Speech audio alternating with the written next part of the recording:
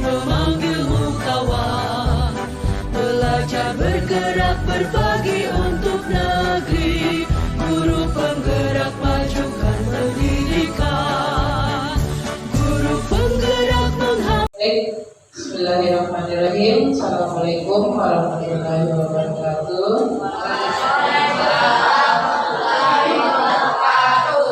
Alhamdulillah, kita panjatkan kehadiran Allah Subhanahu wa Ta'ala. Karena pada pagi hari menjelang siang ini kita masih diberikan kesempatan, kesehatan untuk berkumpul di tempat ini. Baik, Bapak Ibu yang terhormat, Bapak Ibu guru yang sempat hadir pada kesempatan hari ini, yang saya hormati para orang tua siswa yang sudah bergabung dengan kami tempat ini dalam rangka diseminasi budaya positif. Diseminasi ini adalah dari apa yang telah kami dapatkan selama mengikuti pendidikan guru penggerak. Jadi diseminasi ini tujuannya untuk menyampaikan ke Bapak Ibu ilmu-ilmu yang telah kami dapatkan, bagaimana kami mendidik anak berpihak kepada siswa.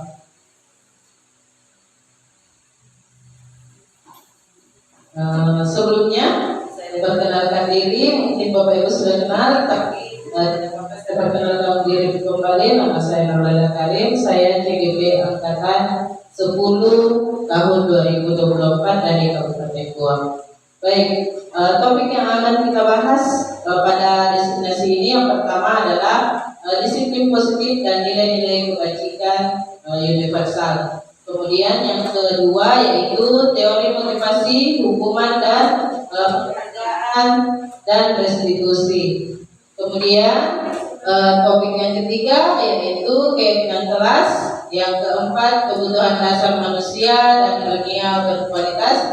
Dan yang kelima yaitu restitusi atau 5 posisi kontrol.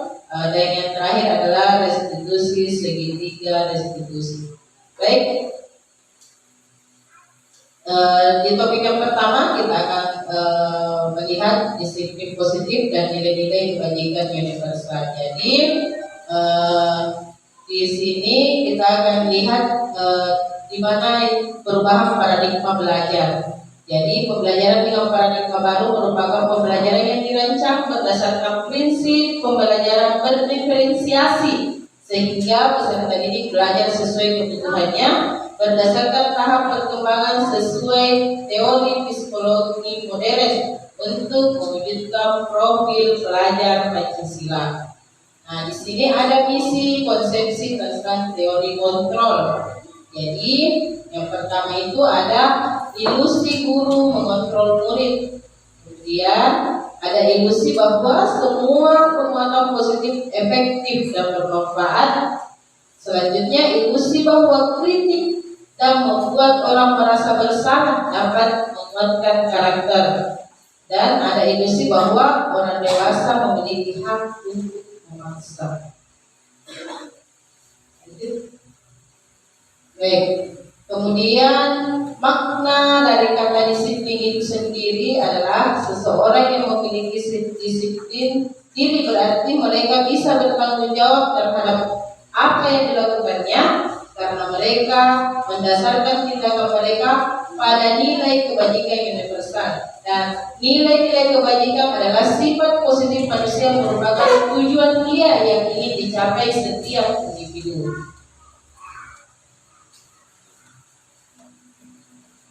Selanjutnya ada teori motivasi, hukuman, penghargaan, dan restitusi.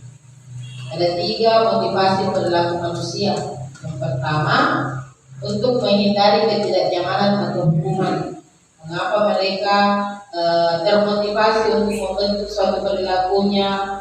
Karena mereka ingin menghindari ketidaknyamanan atau hukuman. Kemudian untuk mendapatkan imbalan atau penghargaan dari orang lain. Biasanya kalau kita melakukan perbuatan yang baik, terkadang kita akan mendapatkan penghargaan setidaknya dengan memberikan tepuk tangan. Kemudian untuk menjadi orang yang mereka inginkan dan menghargai diri sendiri dengan nilai-nilai yang mereka percaya. Jadi mengapa perilaku manusia itu kita termotivasi? Karena kita ingin menghargai diri kita sendiri. Kalau saya baik, orang lain akan menghargai saya dan saya pun akan menghargai diri saya sendiri. Nah, di sini juga ada 5 kebutuhan dasar manusia. Jadi sebagai makhluk yang diciptakan oleh Tuhan di muka bumi ini, tentunya kita memiliki kebutuhan dasar dan ada 5 kebutuhan dasar yang kita miliki. Yang pertama adalah kebutuhan untuk bertahan hidup atau biasa kita sebut dengan survival. Kemudian ada kasih sayang dan rasa diterima. Selanjutnya kebutuhan kita untuk kesenangan. Kita ingin senang, kita ingin selalu bahagia. Kemudian ada kebebasan. Kita ingin bebas, tidak terkungkung, tidak terkurung.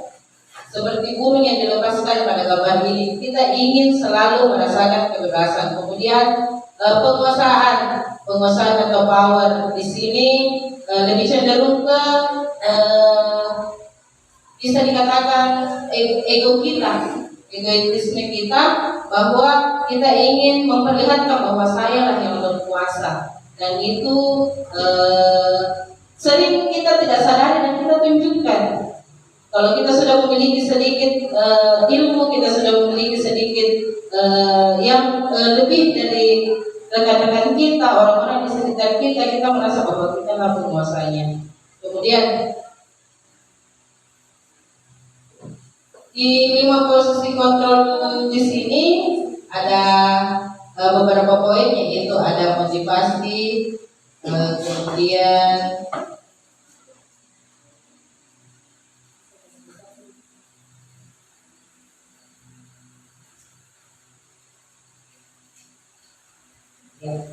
jadi di sini ada identitas gagal atau kontrol dari luar, yang itu yang pertama menghindari hukuman. Jadi di sini ada posisinya sebagai penghukum dan ada posisinya sebagai pembuat orang merasa bersalah. Nah, di sini contoh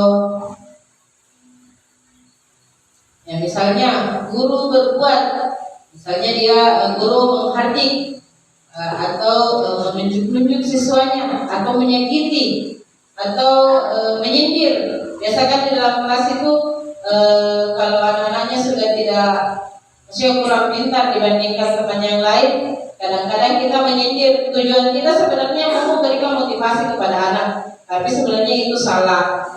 Kemudian guru berkata, kalau kamu tidak melakukannya, awas ya. Seperti itu, rasakan.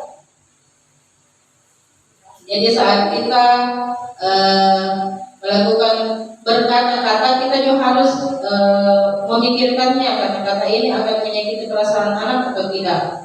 Kemudian di sini ada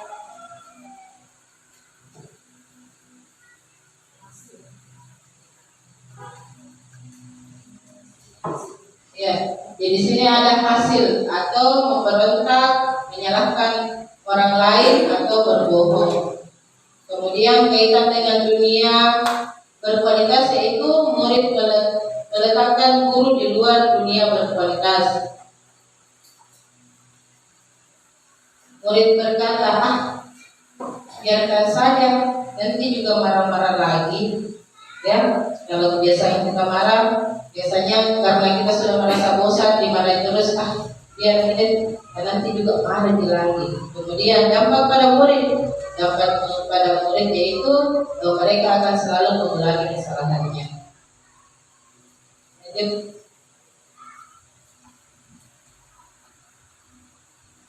Kemudian untuk membuat orang merasa bersalah, di sini ada guru berbuat, yaitu misalnya berceramah dan mengatakan seharusnya atau itu kecewa. Jadi biasanya itu di dalam kelas kita kecewa sama anak, kita sampaikan, dia kecewa sekali Bu sama kalian. Nah, kenapa kalian merasa melakukan hal yang seperti itu? Itu kan kita membuat anak-anak merasa bahwa dia bersalah sama guruku. Kemudian guru berkata di sini, kamu seharusnya atau kamu sudah tahu ibu lebih dari sekali mengatakannya. Ibu stres, kemudian menyembunyikan atau menyangkal atau berbohong. Selanjutnya murid menetapkan guru di dalam dunia berkualitas. Jadi di sini jika kita membuat anak itu merasa bersalah, murid itu menganggap kita adalah guru yang berkualitas, kita adalah guru yang lebih baik dari mereka karena mereka sudah merasa bahwa saya bersalah dalam hal ini. Kemudian murid kita pasti akan berkata, maafkan saya. Di sisi lain, di sini anak-anak akan merasakan bahwa dia merasa rendah diri dengan apa yang telah mereka berbuat. Kemudian di posisi sebagai teman, di sini kita akan membuatkan alasan-alasan untuk baik. Jadi di sini kita akan nonton tentang posisi penghukum. Jadi guru sebagai posisi penghukum bisa kita lihat bersama ya.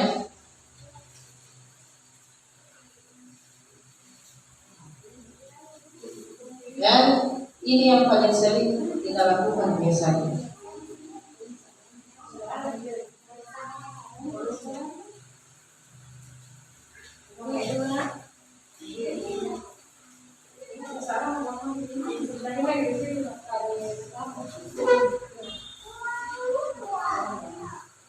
Kamu deh, pasti terlambat. Aku, saya Apa? Apa coba? Alasan kamu apa lagi? Kapan sih kamu tidak terlambat? Malas sekali ya kamu jadi anak. saya Dasar pemalas. Gak kamu kapok sih kamu. Sudah berapa kali terlambat? Sana, kamu keliling lapangan basket 2 kali. kenapa saya harus keliling lapangan basket, Bu? Kenapa? Kamu melawan ibu? Berani-beraninya jawab. Sudah terlambat, masih berani jawab pula. Sekarang, keliling lapangan basket 5 kali sekalian. Biar kapok. Cepat, pergi sana ke lapangan basket. Ya. Jadi inilah contoh kalau guru sebagai posisi penghukum. Kemudian di posisi penghukum ini ciri-cirinya itu nada suara tinggi, bahasa tubuh, mata melotot dan jari menunjuk-nunjuk menghati. Dampak pada murid yaitu kemungkinan murid marah dan mendendam atau bersifat agresif. Bisa jadi sesudah kembali duduk, murid tersebut akan mencoret-coret bukunya atau meja tulisnya. Lebih buruk lagi, sepulang sekolah, murid melihat motor atau mobil bapak ibu guru dan akan menggores kendaraan tersebut dengan paku. Jadi kemungkinan yang akan terjadi. Kemudian di sini ada posisi kontrol guru sebagai pembuat merasa bersalah. Kita tonton bersama ya.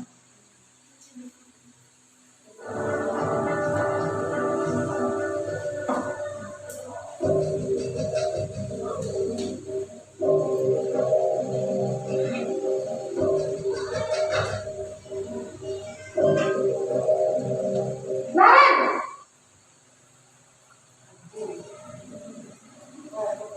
Selamat pagi, Bu. Naren, kamu kenapa terlambat lagi, nak? Ya Tuhan, Naren, kamu senang ya bikin ibu susah ya? Kalau kamu terlambat lagi, nanti ibu yang ditegur bapak kepala sekolah, nak. Disangka ibu tidak bisa membina kamu. Duh, gimana ini? Maaf, Bu. Duh, Gusti Naren, kamu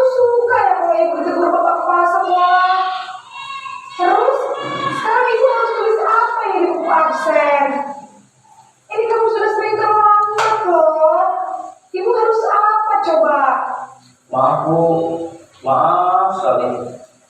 Ya sudah, lain kali jangan bikin ibu susah lagi ya nak ya. Ibu tidak akan kuat lagi kalau kamu begini terus. Bisa jantungan kalau ibu tegur bapak kepala sekolah. Sana cepat ke kelas.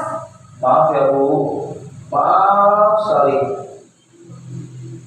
Ya, jadi inilah contoh di mana guru itu berada pada posisi kontrol, membuat rasa bersalah. Nah, pada posisi ini biasanya guru akan bersuara lebih lembut dibandingkan hukum tadi. Membuat rasa bersalah akan menggunakan keheningan yang membuat orang lain merasa tidak nyaman, bersalah atau rendah diri. Dampaknya pada murid yaitu murid akan merasa bersalah. Bersalah telah mengucapkan ibu atau bapak gurunya. Murid akan merasa menjadi orang yang gagal dan tidak sanggup membahagiakan orang lain. Kadang sikap seperti ini lebih berbahaya dari sikap penghukum karena emosi akan tertanam rapat di dalam murid menahan perasaan. Kemudian di posisi kontrol selanjutnya yaitu guru sebagai teman.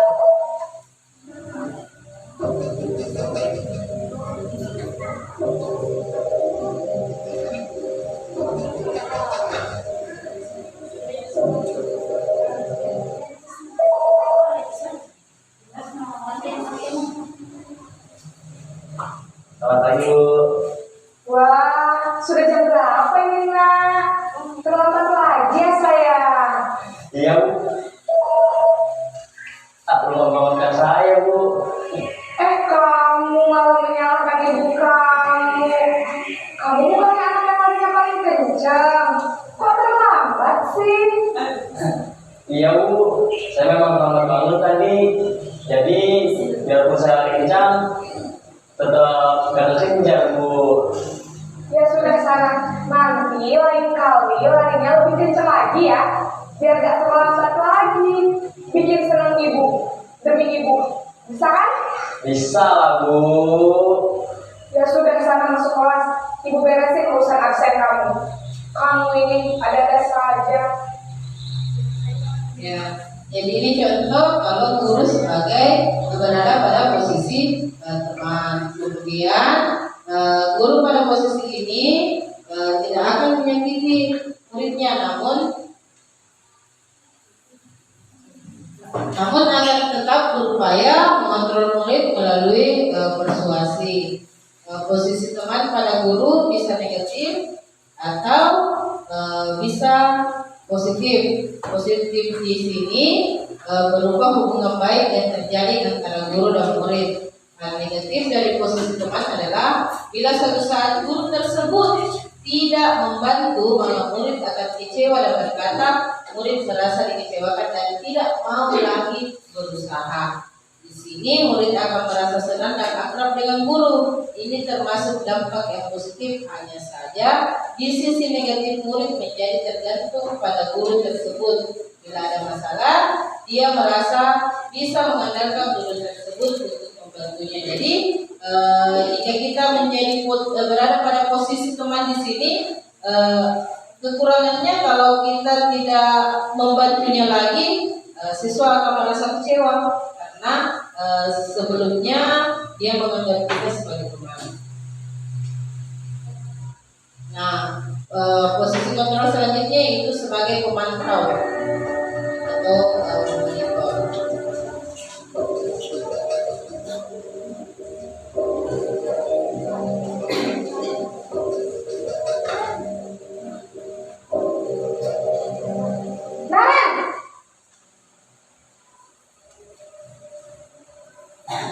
Selamat pagi Bu. Nah Ren, apa peraturan sekolah kita tentang jam berapa kita harus masuk sekolah nak? Kita harus di sekolah jam 7 Bu. Iya betul, sekarang sudah jam 7.20. Naren sudah tahu konsekuensinya jika terlambat hadir. Paham Bu. Saya harus tinggal kelas pas jam istirahat selama 20 menit. Iya benar, konsekuensinya demikian. Jadi nanti jam 9.30 pas istirahat, kamu harus tinggal di kelas, kerjakan tugas tambahan untuk ketertinggalan kamu, ya? Baik Bu. Ya. Jadi ini posisi kontrol sebagai pemantau, di mana memantau itu sama dengan mengawasi. Pada saat kita mengawasi, kita bertanggung jawab atas perilaku orang-orang yang kita awasi. Posisi pemantau berdasarkan pada peraturan-peraturan dan konsekuensinya. Kemudian untuk sisi muridnya, murid memahami konsekuensinya yang harus dijalankan karena telah melanggar salah satu peraturan sekolah. Guru tidak menunjukkan suatu emosi yang berlebihan, menjadi marah atau membuat mereka merasa berbuat salah. Kemudian untuk posisi kontrol yang terakhir yaitu sebagai manajer.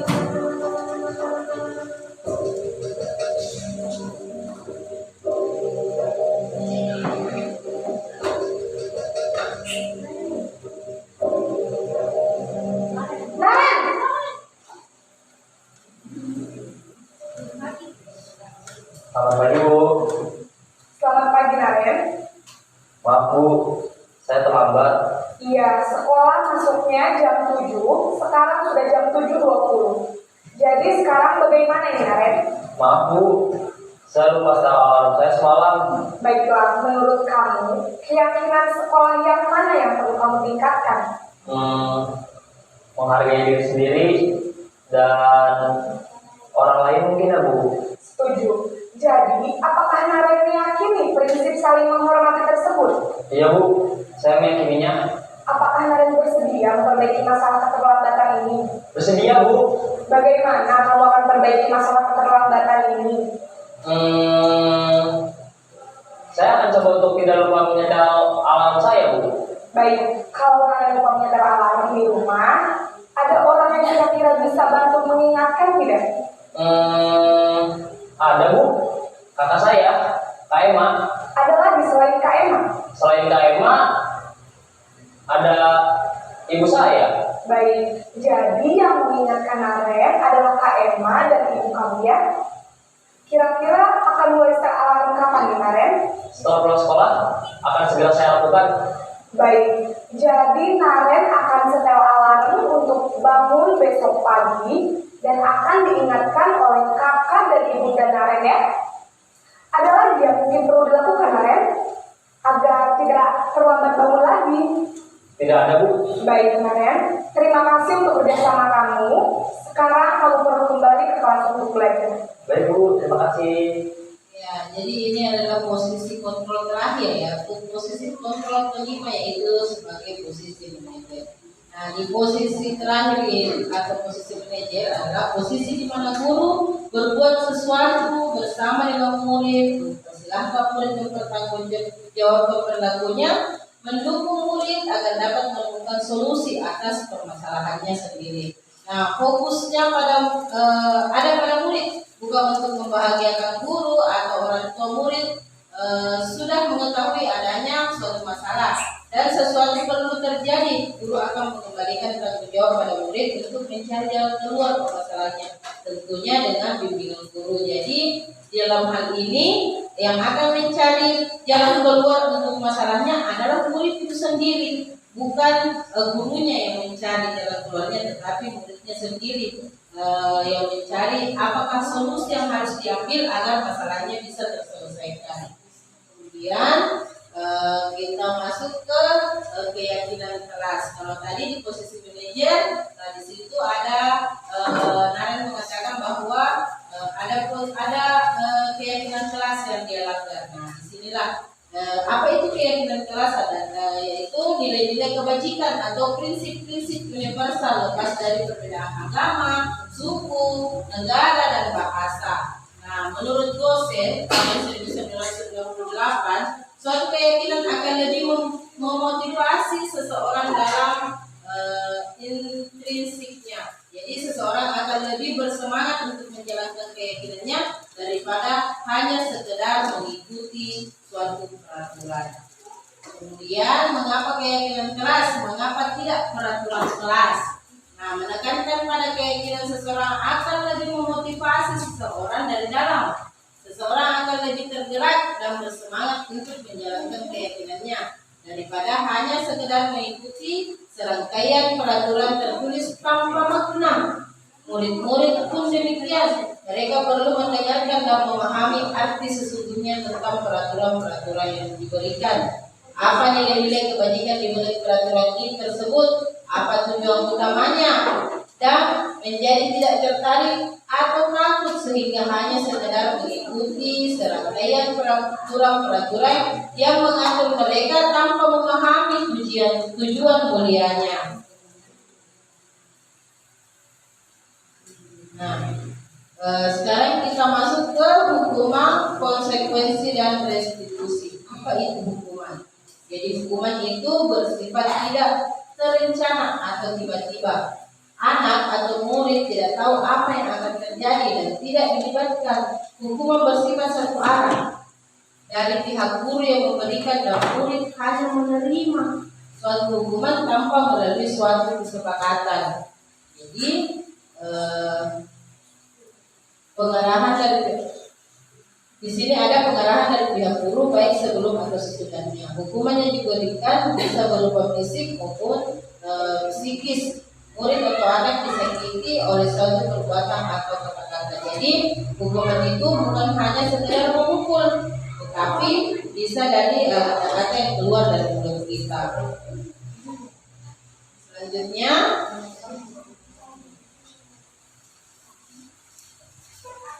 konsekuensi. Konsekuensi itu adalah sesuatu yang sudah terencana atau sudah disepakati, sudah dibahas dan disetujui oleh murid dan guru. Umumnya bentuk-bentuk konsekuensi dibuat oleh pihak guru dan murid sudah mengetahui sebelumnya. Konsekuensi yang akan diterima bila ada pelanggaran pada konsekuensi. Murid tetap dibuat tidak nyaman yang waktu pendek.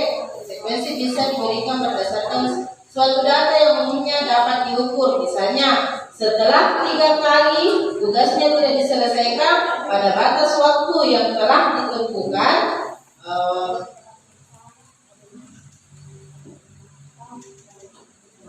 atau murid melakukan kegiatan di luar kegiatan pembelajaran, misalnya mengobrol, maka murid tersebut akan kehilangan waktu bermain dan harus menyelesaikan tugas karena ketertinggalannya. Atau peraturan dan konsekuensi yang mengikuti ini sudah diketahui sebelumnya oleh murid, sehingga guru di sini senantiasa memonitor murid.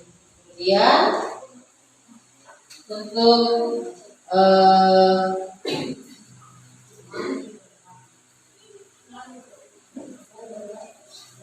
hukuman atau konsekuensinya yang biasa kita lakukan di dalam kelas, misalnya lari mengelilingi lapangan basket 2 kali. Misalnya, kemudian misalnya lagi membersihkan coretan yang dibuatnya di meja. Murid diminta untuk push up 15 kali karena terlambat misalnya. Kemudian mengganti kertas tugas temannya yang sudah dicoret-coret. Ya, lari mengelilingi lapangan basket. Itu termasuk hukuman atau konsekuensi. Kemudian kalau membersihkan coretan yang dibuat di meja, konsekuensi. Kalau murid diminta untuk push up 15 kali karena terlambat, kemudian mengganti kertas tugas temannya yang sudah dicoret-coret. Kita sudah bisa membedakan antara hukuman konsekuensi. Kemudian restitusi. Apa itu restitusi? Restitusi adalah proses menciptakan kondisi bagi murid untuk memperbaiki kesalahan mereka sehingga mereka bisa kembali pada kelompok mereka dengan karakter yang lebih kuat. Menurut Gosek 2004. Restitusi juga merupakan proses kolaboratif yang mengajarkan murid untuk mencari solusi untuk masalah mereka dan membantu murid berpikir tentang orang seperti apa yang mereka inginkan dan bagaimana mereka harus memperlakukan orang lain. Ini menurut Celson Gosden 1990. Segitiga restitusi itu sendiri adalah suatu proses dialog yang dijalankan oleh guru atau orang tua agar dapat menghasilkan murid mandiri dan bertanggung jawab. Sini ada bentuk dari segitiga restitusi itu. Yang pertama yaitu menstabilkan identitas, kemudian yang kedua validasi tindakan yang salah, kemudian yang ketiga menanyakan keyakinan. Proses 3 tahapan tersebut didasarkan pada prinsip-prinsip utama dari teori kontrol, yaitu yang pertama menstabilkan identitas. Jadi di sini teori kontrolnya kita semua akan melakukan hal-hal terbaik yang bisa kita lakukan. Apa saja yang bisa kita lakukan. Kemudian validasi tindakan yang salah. Di sini semua perilaku memiliki alasan. Jadi setiap tindakan yang sudah dilakukan siswa itu ada alasannya. Tidak mungkin mereka berbuat tanpa alasan. Misalnya dia seperti misalnya mengganggu teman dalam kelas. Mungkin saja mereka juga pernah diganggu sebelumnya, makanya mereka juga mengganggu temannya. Kemudian di sini yang ketiga menanyakan keyakinan. Jadi teori kontrolnya kita semua memiliki motivasi untuk internalnya. Jadi seperti yang tadi sudah dijelaskan bahwa di dalam setiap kelas itu kita harus punya keyakinan kelas yang sudah disepakati dengan siswa. Untuk selanjutnya sebagai penutup dalam penerapan program disiplin positif, hendaknya guru memiliki standar kepribadian profesional dan sosial yang baik, di mana guru mampu merefleksi dirinya dalam posisi kontrol saat ini, bagaimana perjalanan dirinya sebagai among atau manajer yang menuntut murid-muridnya menjadi insan mandiri, merdeka dan bertanggung jawab sesuai standar nasional pendidikan. Oke, mungkin ada yang mau bertanya untuk hari ini? Silakan. Ya baik, assalamualaikum warahmatullahi wabarakatuh. Ya, langsung saja, terima kasih atas kesempatan yang diberikan. Pertanyaan saya itu tadi sudah membahas mengenai peraturan dan keyakinan kelas. Pertanyaan saya, apa perbedaan peraturan kelas dan keyakinan kelas? Ya, jadi untuk pertanyaan Ibu Maria Sam tadi, perbedaan antara keyakinan dan peraturan. Kalau peraturan kelas itu berupa kata-kata atau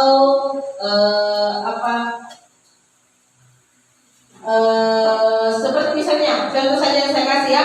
Kalau peraturan kelas misalnya simpan buku pada tempatnya, itu adalah peraturan yang sudah kita buat dalam kelas, ya, simpan buku pada tempatnya, atau buka sepatu saat akan memasuki kelas. Nah, untuk keyakinan kelasnya kita ganti menjadi sebuah sikap positif. Misalnya kalau keluar sepatu sebelum masuk ke kelas itu, dia hubungannya dengan apa? Kebersihan, pintar. Kemudian untuk misalnya menyimpan buku pada tempatnya, kerapian, atau bisa juga disiplin. Atau misalnya kita bikin peraturan datang tepat waktu, itu masuk kepada disiplin, sikap disiplin. Bagaimana Ibu? Terima kasih. Ada lagi? Ya, silakan. Terima kasih atas kesempatan yang diberikan. Pada kesempatan ini saya tidak bertanya, cukup saya berargumen saja. Dari paparan yang Ibu berikan tadi tentang 5 posisi kontrol guru, yaitu sebagai pendukung, pembuat salah, teman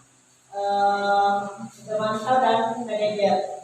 Di mana kita sebagai manusia biasa terkadang kita masih menggunakan posisi mendukung, juga dengan membuat merasa bersalah dan teman memantau dan sekali-sekali juga manajer. Nah, setelah pemaparan yang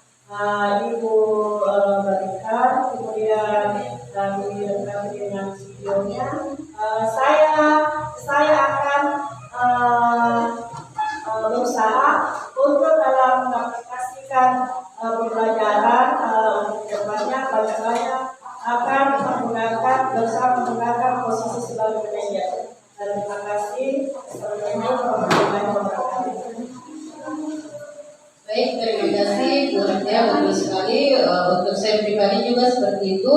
Jadi sebelum saya masuk ke pendidikan ini, yang selalu saya terapkan itu adalah posisi saya sebagai penghukum dan pembuat merasa bersalah. Karena mengapa demikian? Karena kita merasa bahwa jika saya melakukan hal ini, anak-anak akan berubah tanpa kita pernah memikirkan konsekuensinya, bahwa dengan memberikan hukuman yang selalu dan terus-menerus kepada siswa, mungkin saja dia akan merasa selain merasa bersalah, anak-anak juga akan merasa tidak percaya diri, atau mungkin saja dia menyimpan dendam kepada kita. Jadi di posisi ini dan di posisi ini kita bisa melihat sendiri manakah yang tepat untuk kita terapkan di pendidikan yang semakin maju ini. Baik, mungkin itu saja yang bisa saya sampaikan, yang bisa saya berbagi dengan Bapak Ibu sekalian. Mudah-mudahan apa yang sudah saya paparkan bermanfaat. Saya tutup dengan mengucapkan alhamdulillah. Baik, demikian wabillahi taufiq wal hidayah. Wassalamualaikum warahmatullahi wabarakatuh.